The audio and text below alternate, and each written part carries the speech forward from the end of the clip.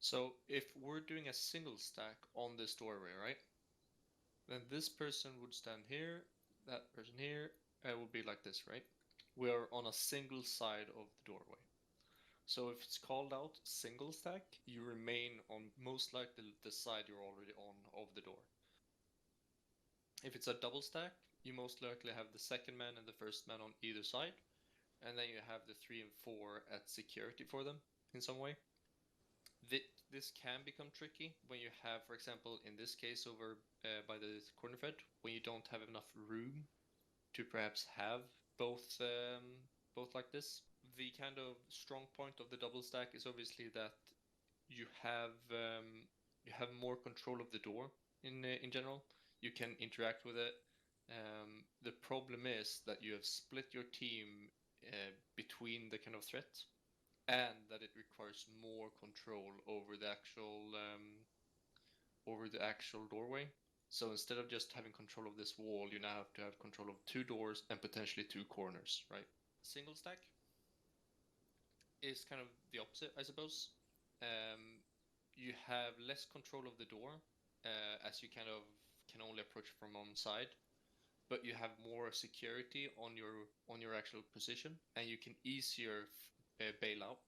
If you notice that this is too dangerous or there's contact pushing us, we can't do this safely, it is far more easier for this team to get around the corner and reset and do it all again. It is also easier to communicate with this as well. When it comes to open points, it's exactly the same, pretty much. You just have to be aware that there is no concealment from the interior to the exterior. So you have to be a lot more careful with that. And when it comes to windows, as we'll talk about later on, you generally don't want to use them if you have a door. It is really the last case, last resort is the word. And if you do use the windows, you always want to have security. So if this was a window, right? Oh, if this was a window, then you'd probably have like this, and then blue would go up. And as soon as blue is in, he'd take security, next goes in, and you just feed it in like that. So windows are a bit tricky. I'd recommend always using some kind of throwable equipment in that. When the exterior has been cleared, we set up on an entry point. This can be done simultaneously, with one fire team controlling the exterior, one fire team controlling the entry point. When we have our entry point, that's kind of when we make the decision. All right, we're going to commit to this building and enter it. My doctrine, so to speak. There are 2 methods of attacking a building, but it is taking a room or taking a building, and it is securing a building, or searching is another word for it. And they are completely different and they're completely different in mentality by the aggressiveness you use and the equipment that you kind of allow yourself to utilize in that building. Okay? So taking, if someone says take that building, if this kind of is used, then that means use an aggressive method. You most likely know that there's contact inside, or that it is highly likely that someone is in here. And this goes for buildings, it goes for room. It could even be scaled up to towns or villages. And it basically says use all the equipment you have available and that you can use without endangering yourself. So there's frags in our case, flashes, 40 mics, all of that is allowed if you've been told, all right, take that building, as long as there's no limitation in terms of civilian casualties or the rules of engagement. More than not, taking a building results in a dynamic entry. So with a dynamic entry, right? If I show the opposite, so the not dynamic entry would be me pieing this door. That is obviously me slicing it, taking degrees after degrees, doing it slow, fighting from the threshold, right? We'll go over this more when it comes to securing a building, or as I said, searching it. But if it comes to a dynamic entry, you'll most likely be set, more communication is needed. Opens door, it might be the, there I got it.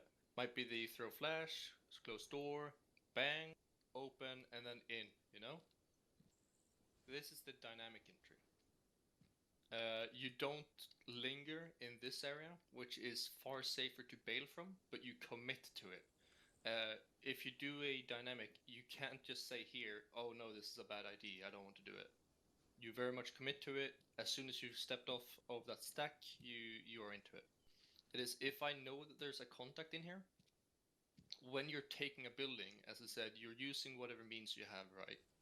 And even though it might sound harsh, third party, civilians or such, are a second priority to the safety of you or the enemy being dead.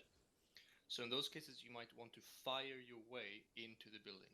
And a common word for that is pre-fire, right? So how that might look is, flash going in, bang, bang, bang. Or you might not use flash at all, you just know there's someone in here. And you do something like this.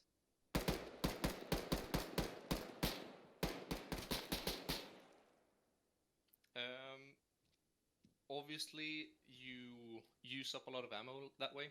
So every time you want to apply that, you always want to make sure that you have a full mag, because you might go through half the room, shooting, and as soon as you get here, you notice that there's a contact, and then you have to use more, a higher frequency of a higher rate of fire to apply to that guy. And that way you might lose all the rest of your ammo. So you want the full mag before you do that. Securing them, as I said, it's way slower. It's almost the opposite to this. We want to fight way more from the threshold in this area. We want to use we want to clear everything that we can before we commit to this room. This can be done very silently. So as I showed you before, it is the kind of pie, you do that. I'd recommend doing it walking. You can use flashes if you need to. That is not going to damage, or that's not a lethal mean, so to speak. And yeah, that is pretty much securing, or as I'd like to call it, searching. I have 3 general rules I want you guys to remember. Right, so our squad is moving this way in the building, and I'm rear security at the moment. If I noticed, because the rear security, you kind of always want to have visual contact in some way. You don't want to be left alone. So as soon as my team is leaving that door, moving in west, I want to move up to their door here, if you see, and I'll hold the exterior from here, right? So from here, I can now continue to have visual contact with them through this door, but I remain on my objective to hold that doorway. The problem is, as soon as I am forced to continue up, either I'll have to let someone know that I'm letting go of rear security of the door in favor of us continuing to be, a cohesive unit. If we were 2 people, obviously we could buddy up and do this ourselves. But this is in terms of if you're alone. And if I leave this room now and I leave this area beyond my visual control, we have to retake this. This is not secure anymore for us. Obviously, I would not use the take method. I would use the secure method because it is way lower in threat level. But nonetheless, this will become uncertain terrain, right? It kind of depends on the structure, the building. If it's a high rise or like an apartment building, there's no way we're gonna maintain security of that door. But now with, in real life, you'd obviously do this, but also now it's quite relevant for us with the LAM AI. They will push us, they will enter buildings behind us, they will flank us. So again, even though this threat level, you don't have to kind of do the whole pie on every door, but even though as soon as you enter a room, you still have to check the corners and be all right. You don't want to just jog through this area anymore because you don't know it. But yes, it would be different the way you take it or secure it. But you have to clear it nonetheless, again. Another thing kind of related to that is nothing is cleared until you've cleared it. And that means that if with the windows here, for example, I can look in for those windows and see the room here and say, yep, there's no one in here. But for whatever I know, there might be someone prone right behind the window. The point is, if we want to deem something clear, we enter the room and we clear it. Okay, there's no one here, it's all good. Room clear, building clear, whatever. Another thing I want to talk about is in the case of that we do bail. If I stand here, I have contact inside this room. I start to make a pie slice. I take contact. I go back. I still have my support with me, my fellow teammates. In this case, I hope you all remember the kind of rule of re-peeking a corner, right? If I've been doing this pie as I did with the secure method, now what I personally would want to do is switch mentality directly from securing the more calm one to taking. I know that there's contact inside. He's pointing his gun on this corner or on this threshold. He will definitely have an advantage on me, and for that, to negate that, I will have to use, as you know, my equipment in some way. If the building doesn't allow it, you can't use frags. But if it does, I definitely use frags in this case. If there's no civilians nearby, flashes absolutely. Make your second man do it, or third man, whatever. Get a flash in, and then you dynamic entry into it. So to sum that up, if you take a corner and you have to bail from it, don't peek it in the same way. You have to make something different. If you use throwables, if you work with the corners, we've talked about this earlier. If I initially peek like this, if you don't have equipment, it might save your life just to peek like this instead. Just make something slightly different. We have 3 types of rooms here. We have a center fed room, we have a corner fed room, and we have an L-shaped room. We're going to begin with the center fed room. If we have a double stack on that, what's most likely going to happen in Blade is that point man is going to call for someone to open the door slowly for him. The door is slowly going to open. This is the securing. Slowly going to open. We'll do like that is the door kind of thing. Door is slowly going to open. Flash is going to go in. Going to close door. Bang, open. Actually, this is taking, isn't it? Dynamic entry. Now, if red is point man, he won't say I'm going right, even though it's kind of a nice thing to do. But he goes wherever he thinks is the highest threat, and the second man will go to the other direction to cover him. One thing that's really good about the securing method, as I didn't really mention earlier, is that you get more intel on the room. You can see the deep corners, you can see the exterior wall, you can see the closed corners. You can see kind of the walls most often. You can kind of validate how dangerous it is, where the threat level is. People go in, he goes here, he goes here. We make sure that we set that to a bottom hook. These people stay outside for now. When we do this, we want to continue on the trail of our kind of walls. So we do like that, and we do like that, and we secure it. If these people joined in, they hold here and they hold here. If you slightly open this door, immediately you're going to notice that, all right, this is a corner fed room. I'd say that a lot of cases, the majority of it, you're going to want to secure this. The highest threat is going to be left of this doorway. That is where the point man will go. He'll go left, secure it, continue along his wall, and either he'll hold here or he'll continue up depending on the kind of room it is in. The blue will move up and move this way, and then 3 and 4 will move along here as well and here. So now we create a kind of an L shape of that room. So let's say that there is a door which is just here, a doorway. It's not open. I'm gonna visualize it with this room. What I want you to imagine is that behind this door is another entrance, right? We have a corner fed room here, obviously. I hope you guys realize the corner fed room that we're going into. Point man sees that there's a wall, he sees that there's a door, he judges, all right, I'm gonna go left. He goes in left, Now the point man is gonna continue along this wall. As soon as he's cleared that corner, he's switching. He might notice that there's a door there. Either he tails on that, or he tails on the corner left there. I'd probably say the corner there. Yeah, scratch the door. Fuck that. Take the corner, hold here, or push up further. That's fine as well. Second man, just as said, he's gonna pass that door. If he can, he's gonna do it quicker. As soon as he's here, notice that door, he's gonna tail on that. Third man,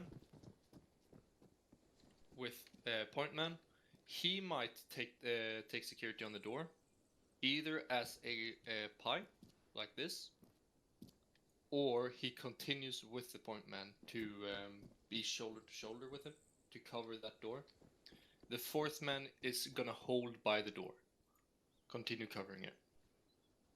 What could happen is that you have the third and the fourth stack up on this door, double stack or single stack, while the point man and the second man moves on either to that door or clears the room. And when they're set, they're gonna stack up on third and fourth. What Deadspace is that what we have here, right, is that whatever they do in this case, 1 and 2, if they just have a peek in, they're gonna see a lot of the room, but they're gonna notice that it continues to the right, L-shaped, and they can't have control of this space. It's beyond visual, right? What's gonna happen? They're gonna clear it just as a center fed room. You're gonna do button hook like that, and here what will happen is that it's a bit circumstantial as well, but I'm gonna say like this either way. I definitely want, as a point man, I definitely would have wanted my second man to stack up with me on this wall, and then we're gonna pie this corner. We're gonna continue moving all until we've cleared all of this dead space. As soon as we get here with my support, if there's an opening here, right? If it's an opening, if we're not done with this area yet, we have to continue going. At that point, second man will kind of diverge from the point man, set up on this side. Point man will move around, set up for stack, set up for stack. We're now at a double stack. If you have 4 members breaching in, you can obviously have this member continue with him, and then the 3 and 4, they will tuck in on this side. There are a bit of terminology that I want to go through, and that is when we go into a door. So when we speak with each other, it's always have to be kind of as similar as possible, as familiar, right, and as correct as possible. So if we open this room, it's immediately corner fed room, door, deep left, right? You all see that? You can say deep left, you can say far left. You can even elaborate on it in deep left corner. You can say windows, right wall, dead space left, because I don't see this, right? This right here. Blah, blah, blah. You know, you make a choice, right? We're breaching it, or breach in, blah, blah, blah, blah, blah. You got it. Next thing is that if I'm from this end, what would you call this door out as? Immediate left. Door immediate left. It is wall to, like, you know, it's right in the corner, or it's like within 2 meters. Immediate left. Da da da da da. Door immediate right. You can see another door there. So immediate is close by. Far or deep is, you know, further in. So what's gonna happen? You can leave it closed. Communication. I'm gonna be point man, second man, or it doesn't really matter, to be honest. When you stack up double stack like this, the person that always want to begin opening the door is the person by the door handle. That is our golden rule. The person at the door handle begins to try opening it. If he notices that this door's open outwards, he stops. Then we switch. What's gonna happen is that I'm gonna call out if we're doing securing, we're doing this calm. Era, open door slowly, I'm pieing. And wait, hold. what you're gonna see, right, is that I'm not gonna continue my pie, but I'm gonna work with the speed that Era is opening it. So the second man is currently deciding on the pace. If there would be contact, as soon as there's gunshots, Era stops opening the door. Got it. And as soon as I bail, if he notices that I bail, he closes it. Okay? We want to provide as much concealment as possible. If I bail, we don't have a gun on it, we lose control of it, close the door, get security on it, and, you know, retry it. Let's continue with that, doing it. Open door slowly, pieing. Continuing doing it. Obviously, I'd communicate, open door front, door immediate right, and here, the door is fully opened. In this case, we can decide, do we want to put a flash in, or do we want to just breach it? Right, breaching. I move beside Era, and I decide on a corner, clear, continue moving, check here, Era is moving that direction. Alright, we're gonna go full blown, but just a flash instead of a frag, for the sake of all our security. Alright, gonna flash it, flash prepped. It is not. Now it is. Closes the door, opens door, in. So, opens door just enough for the flash or frag to go in. It goes in. Communication, prep flash, flash prepped. Opening door, flash going out, door closes, bang. Opens door, we go in. Last thing I think I have on my mind is the speed in which Blade does it. You'll see this is quite different in the other squads, or in Vegas mostly, Shaq, but in Blade we kind of have this enforced thing where we always walk through. This is the case because even though if you throw a flash in, you can run in, and the most optimal would be that you run in and then immediately stop walking as soon as you got in like 1 meter in. The problem is that that is a more advanced maneuver, so to speak. It is easier to just have one or the other, right? So at least for now, we're gonna stick with one of them. And in our case, we don't have that many flashes. We have on average 2 per squad member and 2 frags per squad member. So if we're gonna just flash in and run through every room, we're not gonna have enough equipment to clear everything safely. So what you want to do is that you always want to walk through it. And I'm gonna get to the second man in a second. But to give you the mentality behind it, or the reason behind it, is that we can clear rooms without utilizing equipment for it, and we can still remain accurate while on the move. Effective. We still continuously move, never stop in a breach, never stop. You are as accurate as you need to in this. If you ran, you're not going to be as, everything is going to go quick. You can expose yourself really quick to everything. It is better this way for us in Arma. So the negative side, obviously, with doing a walk is that the second man, he's having a tougher job to make sure that his point man's flank is secure. How we go about this in Arma is to do what I call a surf, and that is that, as we're stacking up, point man might say stack up, single stack, we've stacked up. I say set, and I'm walking on his wall. Don't walk yet, Oreo. If you notice, my guy is currently walking. He's not getting anywhere because I'm kind of just hovering on his wall, surfing as you'd call it. But what this does is that as soon as Oreo commits, I'm gonna walk with him, and I'm gonna be right at his back.